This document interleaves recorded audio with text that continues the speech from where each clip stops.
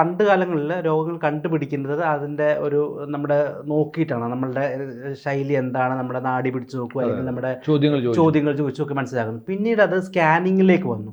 അപ്പോൾ ഈ സ്കാനിങ്ങിലേക്ക് വന്ന് കണ്ടുപിടിക്കുന്നതിൽ മാനിപ്പുലേഷൻസ് നടത്താനുള്ള സാധ്യതകൾ കൂടുതലല്ലേ? മാനിപ്പുലേഷൻസ് നടത്താൻ സാധിക്കില്ല എന്ന് ഞാൻ പറയില്ല, പക്ഷേ സ്കാനിങ് ആവശ്യമുള്ള കേസുകൾ നിരവധി ഉണ്ട്.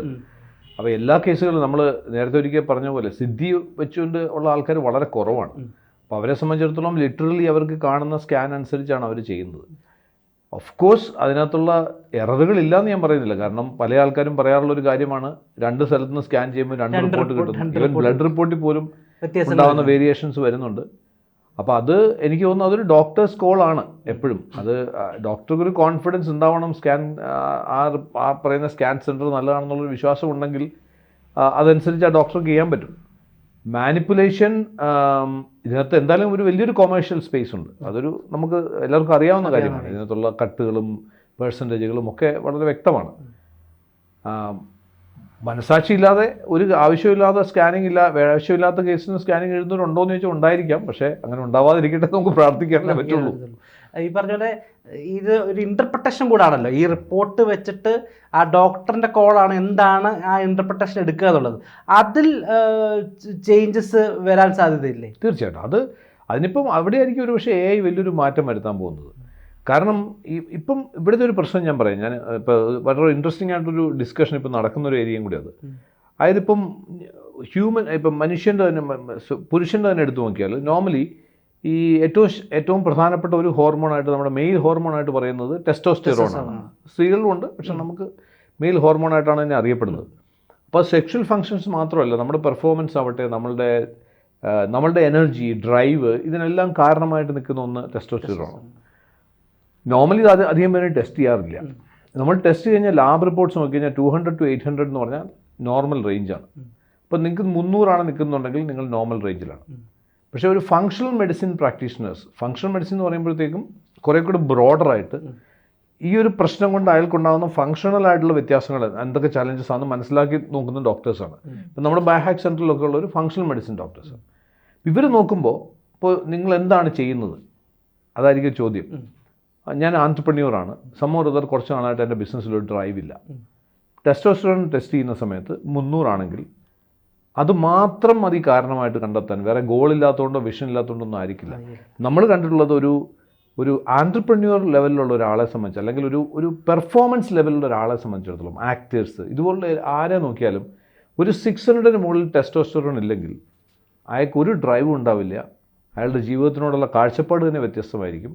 അയാൾ നോക്കുമ്പോൾ എനിക്കൊന്നും നേടാൻ പറ്റുന്നില്ല, ഒന്നിനോടും താല്പര്യം തോന്നുന്നില്ല, ഇതൊക്കെ ആയിരിക്കും അയാളുടെ ഇൻഡിക്കേഷൻ. ടെസ്റ്റോസ്റ്ററോൺ നോർമലുമായിരിക്കും.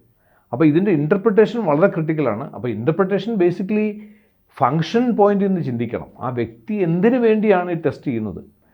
അതായത് പണ്ടത്തെ കാലം പോയി. പണ്ട് നമ്മൾ ആരോഗ്യമെന്ന് പറഞ്ഞാൽ അസുഖമില്ലാത്ത അവസ്ഥ എന്ന് പറയുന്ന ഒരു കാലം പോയി. ആരോഗ്യമെന്ന് പറയുന്നത് ഒരു ഒപ്റ്റിമൈസ്ഡ് അവസ്ഥയായിട്ട് മാറണം. അതെല്ലാവരും മനസ്സിലാക്കേണ്ടത് ആവശ്യമാണ്. എന്തും എനിക്ക് ചെയ്യാൻ പറ്റണം, 50-ാം വയസ്സിലും 20-ാം വയസ്സിലും ഒരേപോലെ കാര്യങ്ങൾ ചെയ്യാൻ പറ്റുന്നിടത്താണ് ആരോഗ്യം. അതാണ് ഞാൻ പറഞ്ഞത്, ഓരോ വ്യക്തിക്കും അവൻ്റെ ഫങ്ഷൻ എന്താണ്, അവൻ എന്താണ് അയാളുടെ ഒബ്ജക്റ്റീവ് എന്നുള്ളതിനെ അനുസരിച്ചായിരിക്കണം പാരാമീറ്റേഴ്സും കൂടെ നോക്കുന്നത്. അല്ലാതെ ഇന്നിപ്പോൾ നോക്കിക്കൊണ്ടിരിക്കുന്ന പോലെ ഒരു സ്റ്റാൻഡേർഡ് പാരാമീറ്റർ വെച്ച് നോക്കിയാൽ മാത്രം അറിയാൻ പറ്റില്ല. അവിടെ AI വളരെയധികം ഹെൽപ്പ് ചെയ്യാൻ പോകുന്നുണ്ട്. ഈ ഒരു കോയിനിന് 2 വശമുള്ള പോലെ നമുക്ക് പണ്ടത്തെ ഇപ്പോൾ ലക്ഷണങ്ങൾ നോക്കിയാണ് ഒരു രോഗം നിർണ്ണയിക്കുന്നത്.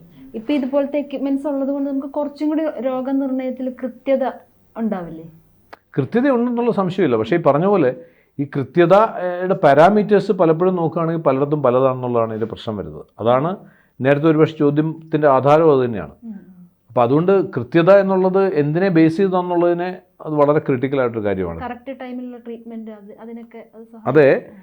ഇപ്പം ഞാൻ പറഞ്ഞില്ലേ, ഇപ്പം ചില ആൾക്കാർ ഒരാൾ പോയി സ്കാൻ ചെയ്യുന്നു, ട്യൂമർ ഉണ്ടെന്ന് പറയുന്നത്, വേറെ അടുത്ത് പോയി സ്കാൻ ചെയ്യും ട്യൂമർ ഇല്ല എന്ന് പറഞ്ഞു. അങ്ങനെയുള്ള ചില എററുകൾ വന്നുകൊണ്ടിരിക്കുന്നുണ്ട്. അതുകൊണ്ടാണ് ഇതിനകത്ത് ഇത്തരത്തിലുള്ള ചോദ്യങ്ങൾ ഉണ്ടാവാനുള്ള കാരണം തന്നെ.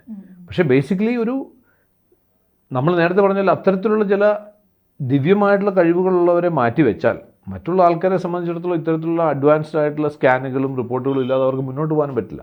ഇപ്പം ഈ പൊതുവെ ഇപ്പോൾ ഡോക്ടേഴ്സ് നേരിടുന്ന ഏറ്റവും വലിയൊരു ഇഷ്യൂ ഉണ്ട്. ഗൂഗിൾ ഡോക്ടേഴ്സ്, നമുക്ക് എന്തെങ്കിലും ഒരു ഒരു തലവേദന വന്നാൽ നമ്മൾ സെർച്ച് ചെയ്ത് നോക്കും എന്താണ് തലവേദനയ്ക്ക് കാരണം.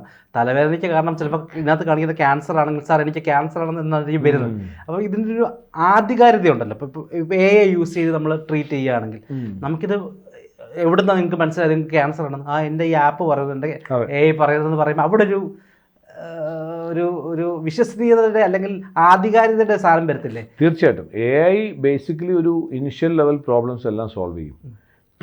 ഇനിയിപ്പോൾ വരുന്ന സമയത്ത് ഇപ്പം AI എന്ന് പറയുമ്പോഴത്തേക്കും പല ആൾക്കാരുടെ ധാരണ കുറച്ച് ആൾക്കാർക്ക് മാത്രം അറിയാവുന്ന അല്ലെങ്കിൽ അവർ മാത്രം യൂസ് ചെയ്യുന്ന എന്നുള്ളതാണ്. ഇത് തന്നെയായിരുന്നു 15 വർഷം മുമ്പ് ഇൻ്റർനെറ്റിൻ്റെ അവസ്ഥയും. കമ്പ്യൂട്ടറിൻ്റെ ഇന്ന് എല്ലാ ആൾക്കാരും ഇൻ്റർനെറ്റ് ഇല്ലാത്ത ആരും തന്നെ ഇല്ല, കണക്റ്റഡ് എന്ന് പറയുന്ന പോലെ ആയിരിക്കും വരുന്നൊരു 3 വർഷം കഴിഞ്ഞാൽ AI അവസ്ഥ. എല്ലാ ആൾക്കാരും അതിനെ ഡിപ്പെൻഡ് ചെയ്യുന്നുണ്ടാവും. ഞാൻ അതുകൊണ്ടാണ് പറഞ്ഞത് ഏറ്റവും കൂടുതൽ റെവല്യൂഷൻ ക്രിയേറ്റ് ചെയ്യുന്നത് ഹെൽത്ത് കെയർ സെക്ടറിലായിരിക്കും. നമുക്ക് നോർമലായിട്ടുണ്ടാകുന്ന എന്ത് പ്രശ്നങ്ങളും അപ്പോൾ തന്നെ നമ്മളുടെ AIയോട് ചോദിച്ചു കഴിഞ്ഞാൽ നമുക്ക് അറിയാൻ പറ്റുന്ന കാര്യങ്ങളുണ്ടാവും. നമ്മുടെ ബ്ലഡ് റിപ്പോർട്ടോ അതുപോലുള്ള എന്തെങ്കിലും ഒരു പാരാമീറ്റർ, അതായത് എന്തെങ്കിലും മെട്രിക്സ് കൊടുക്കണം, എന്നാലേ നമുക്ക് അറിയാൻ പറ്റില്ല നമ്മുടെ ആണെന്നുള്ളത്. റിപ്പോർട്ട് കൊടുക്കണം. അതാണ് ഞാനെപ്പോഴും പറയുന്നത്. ഒരു ജനറ്റിക് പ്രൊഫൈലും ഒരു ലേറ്റസ്റ്റ് ആയിട്ടുള്ള ബ്ലഡ് റിപ്പോർട്ടും ഉണ്ടെങ്കിൽ ഒരു AIക്ക് ബേസിക് ആയിട്ടുള്ള എന്ത് തരത്തിലുള്ള നിങ്ങളുടെ ചോദ്യങ്ങൾക്ക് ആൻസർ ചെയ്യാൻ പറ്റും.